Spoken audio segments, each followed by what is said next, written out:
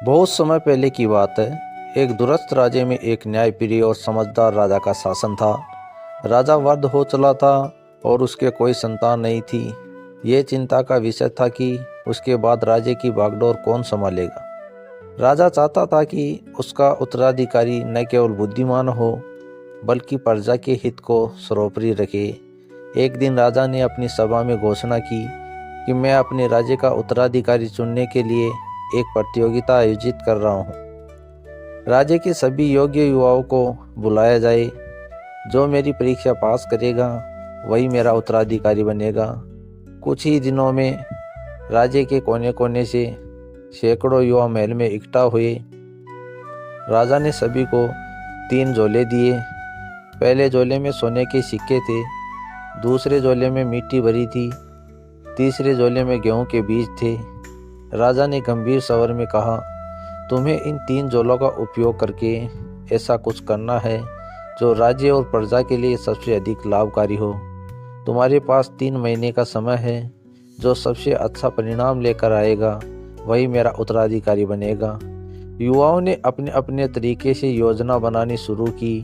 कुछ ने सोने को बाजार में बेच दिया और उससे महंगे वस्त्र और आभूषण खरीदे। कुछ ने मिट्टी से बर्तन, खिलौने और मूर्तियां बनानी शुरू कर दी। लेकिन कुछ युवाओं ने बीजों को बोने और उनकी देखभाल करने का सोचा।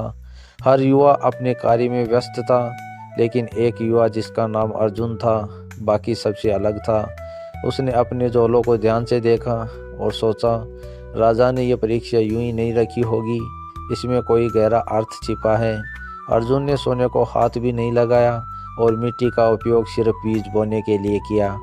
उसने बीजों को खेत में लगाया और हर दिन उनकी देखभाल करने लगा। लेकिन ये आसान नहीं था। कभी मौसम खराब हो जाता तो कभी कीड़े फसल को नुकसान पहुंचाने लगते।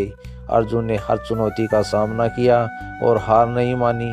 3 महीने पूरे होने पर सभी युवा महल में इकट्ठे हुए। पहला युवा एक सुंदर आभूषण लेकर आया और बोला, महाराज, मैंने सोने का उपयोग कर ये कीमती हार बनाया है। इससे राजे के खजाने में वृद्धि होगी।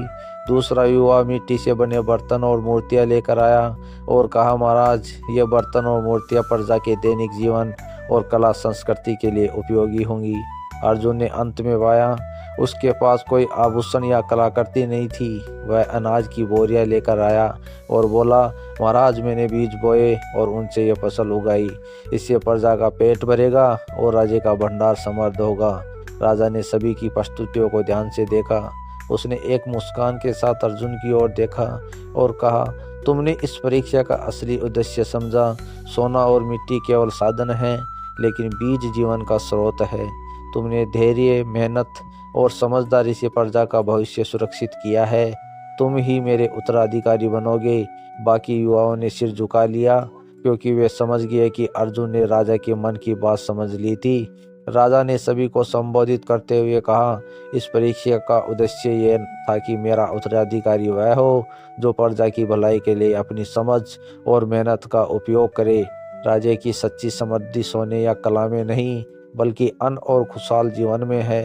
अर्जुन राजा बना और उसने अपने न्यायप्रिय शासन से राज्य को नई ऊंचाइयों पर पहुंचा दिया।